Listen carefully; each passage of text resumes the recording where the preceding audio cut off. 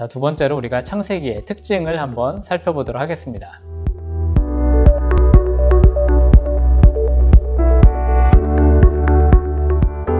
창세기 1장 26절은 하나님이 이르시되 우리의 형상을 따라 우리의 모양대로 우리가 사람을 만들고 그들로 바다의 물고기와 하늘의 새와 가축과 온 땅과 땅에 기는 모든 것을 다스리게 하자라고 지금 말씀을 하고 있습니다. 창세기 8장 13절에 601년 첫 달 곧 그 달 초 하룻날에 라고 기록을 하고 있습니다.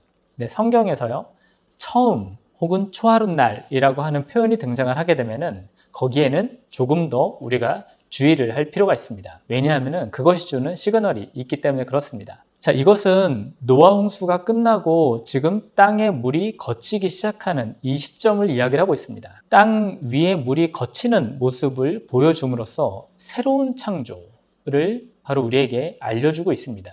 자, 창세기에 여러 특징들이 있는데 우리가 잘 아는 것처럼 첫사람은 아담으로 시작을 하고 있습니다. 그리고 가인, 아벨이 있죠. 아벨은 죽임을 당하고 그리고 가인은 쫓겨났습니다. 그리고 나서 셋이라고 하는 사람을 하나님께서 아담에게 주시고 그리고 그 셋의 후손 중에 여러 사람들로 이렇게 쭉 퍼져나가는 모습을 우리에게 이야기를 하고 있습니다. 그 중에 하나가 바로 노아이죠. 그런데 홍수 사건은요 우리에게 노아와 그의 후손을 제외한 모든 사람들이 다 죽게 되었다라고 하는 것을 이야기하고 있습니다. 그럼으로써 노아는 창조 이야기의 연속이 됩니다. 왜냐하면 노아 이후의 모든 사람들은 마치 노아의 후손처럼 이해되기 때문에 그렇습니다. 그래서 우리는 노아를 제2의 아담이다 라고 이야기를 하기도 합니다. 자, 창세기의 중심 주제 중에 우리가 빼놓을 수 없는 것은 바로 약속입니다. 창세기 1장부터 11장이 원역사다 라고 말씀을 드렸는데 12장부터 50장까지는 족장사와 요셉 이야기를 우리에게 알려주면서 거기에서 이 이야기를, 이 스토리를 이끌어가는 아주 중요한 것은 바로 약속이라고 하는 이미지입니다. 하나님께서는 아브라함에게 둘을 약속을 하셨습니다.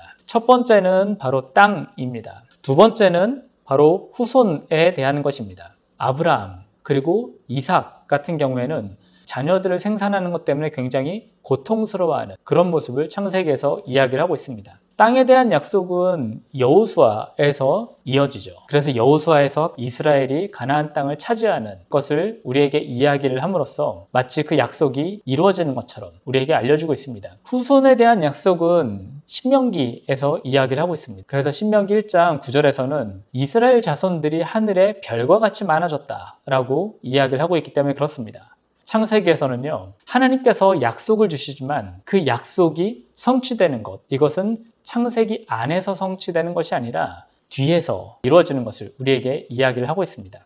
그래서 이스라엘 조상들은 약속의 수여자이고요. 약속의 성취자는 시간이 조금 더 흘러야지 우리가 찾아볼 수 있습니다. 또한 그렇기 때문에 창세기는 약속과 성취 사이에서 살아가는 이스라엘 조상들의 모습을 우리에게 이야기를 합니다. 하지만 그 약속과 성취 사이에서 신앙인으로서 살아가지만 그들의 인간된 면모뿐만이 아니라 또한 그 인간적인 이익을 취하면서 살아가다가 또다시 하나님께 회개하면서 돌아오는 모습, 이런 모습을 반복적으로 보여줌으로써 오늘날 우리가 이 땅에서 살아갈 때 약속과 성취를 살아가는 우리의 모습을 창세기에서 이스라엘 조상들의 모습에서 찾아볼 수 있습니다. 자, 제가 좀 전에 말씀드렸던 두 가지 약속 중에 자녀에 대한 약속은 창세기 전체를 이끌어가는 아주 중요한 주제가 됩니다. 불임과 출산에 대한 주제가 바로 그것이죠. 창세기 16장 1절은 아브라함의 아내 사레가 출산하지 못하였다라고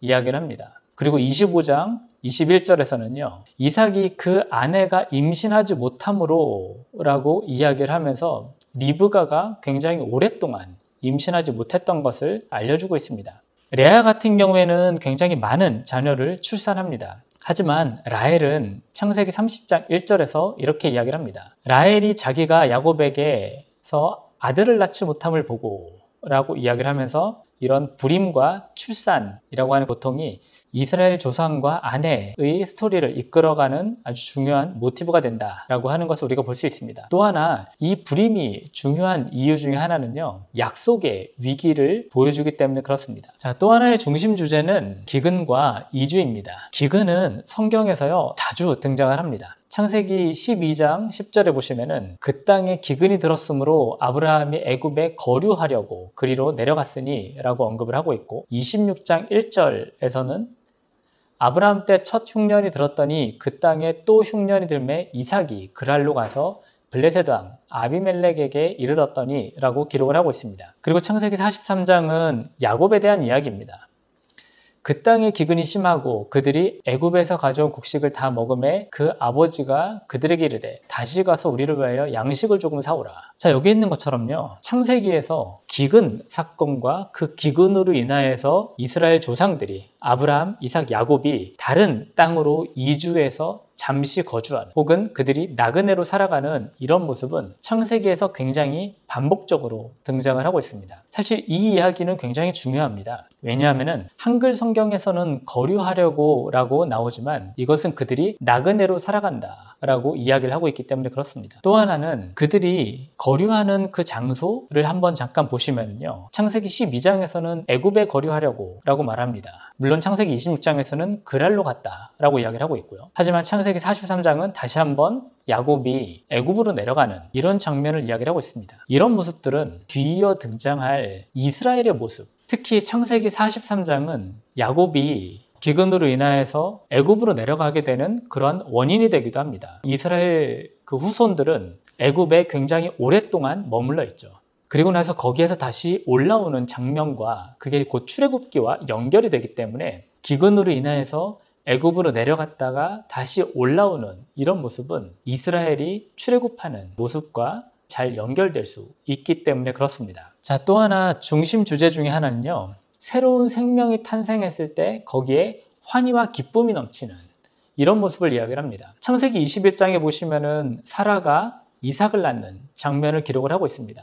굉장히 오랫동안 임신하지 못했다가 자녀를 낳고 하는 이런 장면을 보여줌으로써 그 생명의 탄생하는 것이 얼마나 기쁜 일인가 하는 것을 이제 우리에게 알려줍니다. 창세기 25장도 마찬가지이죠. 이삭이 야곱과 에서를 출산하는 이런 모습을 보면서 성경에서 생명의 싱그러움을 분명히 이야기를 하고 있습니다. 하지만 성경은 생명의 탄생만을 이야기를 하지 않습니다. 창세기의 처음은 생명의 탄생을 이야기를 하고 있지만 그것만큼이나 반복적으로 또한 죽음을 이야기하고 있기 때문에 그렇습니다. 창세기는 인물의 탄생만을 혹은 생명의 탄생만을 이야기할 뿐만이 아니라 하나님 앞에 살아갔던 사람들의 죽음까지도 또한 함께 이야기를 하고 있습니다. 시작뿐만이 아니라 혹은 탄생뿐만이 아니라 죽음이라고 하는 것은 무엇인가에 대해서 질문을 던지는 것이 바로 창세기이기도 합니다.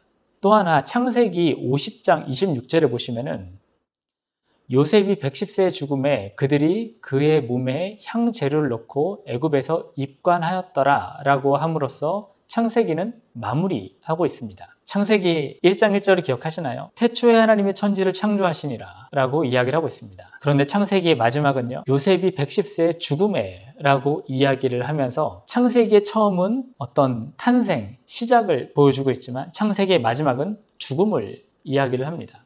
창세기 25장 7절에서 8절, 35장 29절, 그리고 49장 33절을 보시면은 반복적으로 등장하는 표현이 있습니다. 바로 그들이 죽어 자기 열조에게로 돌아갔다 라고 하는 표현입니다. 사실 성경에서는요, 특히 창세기는 이러한 표현을 통해서 죽음이라고 하는 것이 마치 끝이 아니라 자기 열조에게로 돌아가는 관문처럼 이야기를 하고 있습니다. 그렇기 때문에 창세기에서 우리에게 알려주고 있는 죽음은 죽음이 끝이 아니라 죽음이 또한 새로운 시작이 된다 라고 하는 것을 우리에게 가르쳐주고 있습니다.